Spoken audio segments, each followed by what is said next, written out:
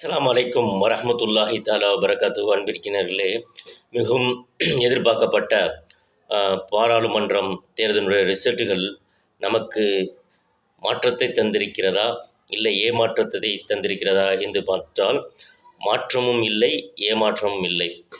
மாற்றம் என்று சொன்னால் நாம் ஆட்சி மாறும் என்று நினைத்தோம். காரணம், கடந்த 10 ஆண்டுகளாக ஆட்சி செய்த இந்த மோடி ஆட்சி, பிஜேபி ஆட்சி நாட்டுக்கும் நாட்டு மக்களுக்கும் எதையும் செய்யவில்லை. நாட்டினுடைய முன்னேற்றத்திற்கு எந்த ஒரு திட்டத்தையும் கொண்டு வரவில்லை. இன்னும் சொல்லப்போனால் அரசாங்கமாக இருந்த துறைகளெல்லாம் தனியாருக்கு தாரை வாய்க்கப்பட்டது என்பதுதான் நிதர்சனமான உண்மை. அதை நாம் கண்கூடாக பார்த்து கொண்டு தான் இருந்தோம். அதிலும் குறிப்பாக முஸ்லிம்கள், கிறிஸ்தவர்கள், தலித், பழங்குடி மக்களுக்கெல்லாம் இவருடைய இந்த 10 ஆண்டு கால ஆட்சியில் எண்ணற்றவர்கள் கொல்லப்பட்டிருக்கின்றார்கள். கேள்வி கணக்கு இல்லாமல் கொல்லப்பட்டிருக்கின்றார்கள், கற்பழிக்கப்பட்டிருக்கின்றார்கள். அவருடைய சொத்துக்கள் எல்லாம் சூறையாடப்பட்டிருக்கின்றது. வியாபார தலங்கள் எல்லாம் கரிக்கப்பட்டிருக்கின்றது. இன்னும் அவர்களை சித்திரவதை செய்தெல்லாம் கொலை செய்திருக்கின்றார்கள். இன்னும் பலர்கள் தங்களுடைய அந்த ஊரிலிருந்தெல்லாம் காலி செய்து வெளியூருக்கு சென்றிருக்கின்றார்கள். இந்த அநியாய அக்கிரமங்கள் எல்லாம் கடந்த 10 ஆண்டு காலம் நாம் பார்த்து கொண்டு தான் இருந்தோம். நாம் பொறுமையாக இருந்தோம். எனவே தான் இந்த ஆட்சி மாற வேண்டும் என்று எல்லா மதங்களுமே பிரார்த்தனை செய்தார்கள். எல்லா மதங்களிலுமே இதற்கான முயற்சிகளை மேற்கொண்டிருந்தார்கள். நாமும் நம்மால் முடிந்த அளவு அல்லாஹ்விடத்திலே துவா செய்தோம். சென்ற ரமலானிலே துவா செய்தோம், இந்த ரமலான் துவா செய்தோம். ஹஜ்ஜிக்கு சென்றவரிடத்திலே துவா சொல்லியிருந்தோம். தராவில் துவா செய்தோம், தஹஜத்தில் துவா செய்தோம், நோன்பு நோற்று துவா செய்தோம்.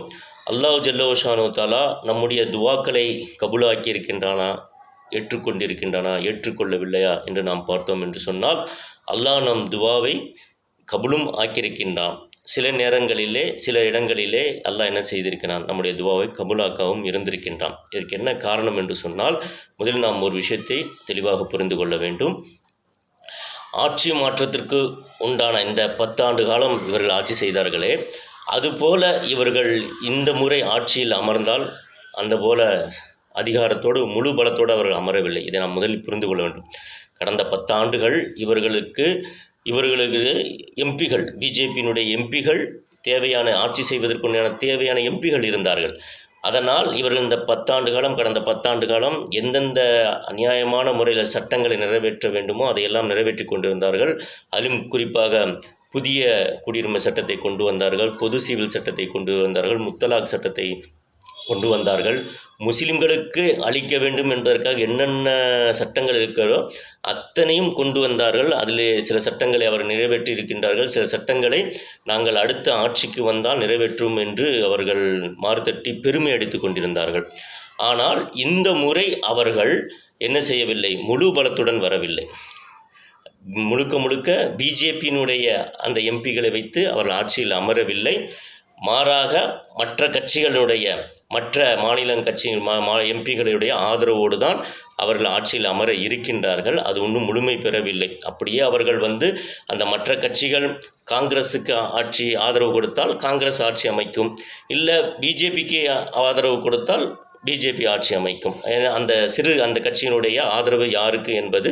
ஆனால் இப்பொழுது நமக்கு வந்த செய்தியின் பிரகாரம் அவர்கள் பிஜேபிக்குத்தான் ஆதரவு கொடுக்கிறார்கள் என்பதாக நமக்கு செய்தி வந்திருக்கின்றது. அல்லாஹ் மிகப்பெரியவன், அது எப்படி வேண்டுமானால் மாறலாம். அதே போல் இவர்கள் இப்பொழுது எந்த சட்டத்தையும் நிறைவேற்றலாம் அப்படின்னு நினைக்கக்கூடிய ஒரு சூழ்நிலை இவர்களுக்கு ஏற்படாது. ஏனென்று சொன்னால், அங்கு பல கட்சிகள், பல எம்பிகள் இருப்பதால் அவர்கள் எதிர்ப்பு தெரிவிப்பார்கள். அதனால் இவர்கள் கடந்த 10 ஆண்டுகளைப் போல இப்பொழுது இந்த முறை ஆட்சியில் எந்த ஒரு திமிர்த்தனங்களோ அடாவடிகளோ இவர்கள் செய்ய முடியாது.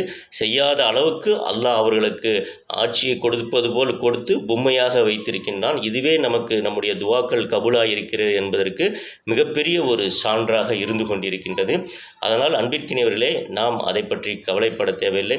இந்த ஆட்சி இவர்கள் ஆதரவு கொடுத்தாலும் இது 5 ஆண்டுகளுக்கு செல்லுமா என்பதும் கேள்விக்குறிதான். அல்லாஹ் நினைத்தால் எதை வேண்டுமானாலும் மாற்றுவான். இந்த அளவுக்கு நமக்கு, அதாவது இனி காங்கிரஸே வராது, முஸ்லிம்கள் அடுத்து இந்தியாவில் வாழ முடியுமா என்ற ஒரு மிகப்பெரிய ஒரு கேள்விக்குறியோடு இருந்தது. இவர்கள் இப்பொழுது முழு பலத்துடன் இந்த முறை வந்துடுதான் என்று சொன்னால் நிச்சயமாக இந்த புதிய குடியுரிமை சட்டத்தை கொண்டு வந்திருப்பார்கள், பொது சிவில் சட்டத்தை நடைமுறைப்படுத்தி விடுவார்கள். அதே போல் பார்த்தோம்னு சொன்னால் தேர்தலே இருக்காது. எந்த மாநிலத்திலும் சட்டசபை தேர்தல், எம்பி எதுவுமே நடக்காது. சர்வாதிகாரம் போல கொண்டு வர வேண்டும் என்று நினைத்தார்கள். அல்லாஹ் மிகப்பெரியவன். அதுவும் குறிப்பாக பார்த்தா உத்தரப்பிரதேசத்தில் ராமர் கோயில் கட்டியிருக்கக்கூடிய அந்த உத்தரப்பிரதேசத்தில் பார்த்தா இந்த முறை அவர்கள் பாதிக்கு படுதோல்வி அடைந்திருக்கின்றார்கள். அந்த இடத்துல முழுக்க வரணும், ஆனால் வர முடியவில்லை. அந்த இடத்துல அல்லாஹ் தாலா 5 எம்பிகளை, முஸ்லீம் எம்பிகளை வெற்றி பெற செஞ்சிருக்கிறான். மொத்தம் இந்தியாவில் 26 முஸ்லீம் எம்பிகள் தேர்ந்தெடுக்கப்பட்டிருக்கின்றார்கள். அல்ஹம்துலில்லாஹ். இதெல்லாம் அல்லாஹ் நம் மீது கொண்ட கருணை, நம்முடைய துவாக்கள் அல்லாஹ் ஏற்றுக்கொண்டிருக்கின்றான் என்பதற்கு இதெல்லாம் சான்றாக இருக்கிறது. எனவே யாரும் கவலை கொள்ள தேவையில்லை. கண்ணியமிக்கவர்களே, பலஸ்தீன் மக்களை நினைத்து பாருங்கள். அந்த மக்கள் பாருங்கள், ஒரு இஸ்லாமிய நாட்டில் வாழக்கூடிய அந்த மக்கள் எப்படி வாழுகின்றார்கள். தினம் குண்டு மழையிலும் பதட்டமான ஒரு சூழ்நிலையிலும், உயிருக்கு உத்தரவாதம் இல்லாத நிலை, உணவில்லாத நிலையில் அந்த மக்கள் எல்லாம், குழந்தைகள் எல்லாம் புன்று குவிக்கப்பட்டு தினம் அநியாயமாக சாகடிக்கப்படுகின்றார்கள். தினம் பயத்தோடு வாழ்ந்து கொண்டிருக்கின்றார்கள். அப்படிப்பட்ட ஒரு சூழல் எல்லாம் அல்லாஹ் நமக்கு தரவில்லை. அவர்களை பார்க்கின்ற பொழுது அல்லாஹ் நமக்கு எவ்வளவோ நன்மைகளை செய்திருக்கின்றான், எவ்வளவோ நல்ல விஷயங்களை தந்திருக்கிறான், நம் மேலே கருணை கொண்டிருக்கின்றான். நாமெல்லாம் அல்லாஹ்வுக்கு 24 மணி நேரம் சஜிதாவில் இருந்தாலும் கூட ஈடு செய்ய முடியாது. அப்படிப்பட்ட வாழ்க்கையை தான் நமக்கு தந்திருக்கின்றான். நாம் செய்யக்கூடிய சில தவறுகள், பாவத்தின் காரணமாகத்தான் அல்லாஹ் இது போன்ற ஆட்சியாளர்களை நம் மீது சாட்டுகின்றான். இதை முதல் நாம் புரிந்து கொள்ள வேண்டும். எனவே இனியும் நாம் அல்லாவின் பக்கம் நெருங்காவிட்டால் அல்லாஹ் இது போன்ற ஆட்சியாளரை மீண்டும் கொண்டு வந்து நம்மை சோதித்து கொண்டு தான் இருப்பான். எனவே தயவு செய்து நாம் செய்யக்கூடிய வேலை என்னவென்று சொன்னால், நம்முடைய தொழுகை, ஈமான், அமல்கள் இதெல்லாம் சரி செய்ய வேண்டும்.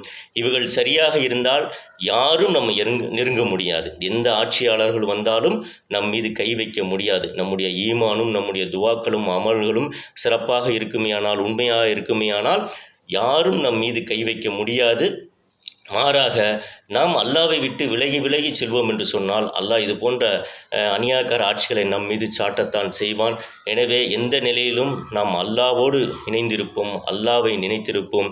ஹஸ்புன் அல்லாஹு நேமல் வக்கீல் நேமல் மோலா நேமல் நசீர். அல்லாவே சிறந்த பொறுப்பாளனாக இருக்கின்றான், அல்லாவே சிறந்த எஜமானனாக இருக்கின்றான், அல்லாவே சிறந்த உதவியாளனாக இருக்கின்றான். இந்த துவாக்களை எப்பொழுதும் ஓதிக்கொள்வோம்.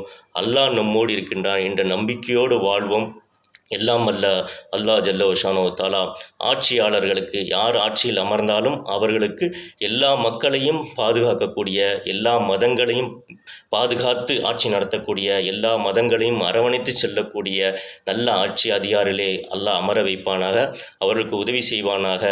நாமும் அல்லாஹ்விடத்தில் துவா செய்வோம். அல்லாஹ் நமக்கு அருள் புரிவானாக. அஸ்ஸலாமு அலைக்கும் வரஹ்மத்துல்லாஹி தஆலா வபரகாத்துஹு.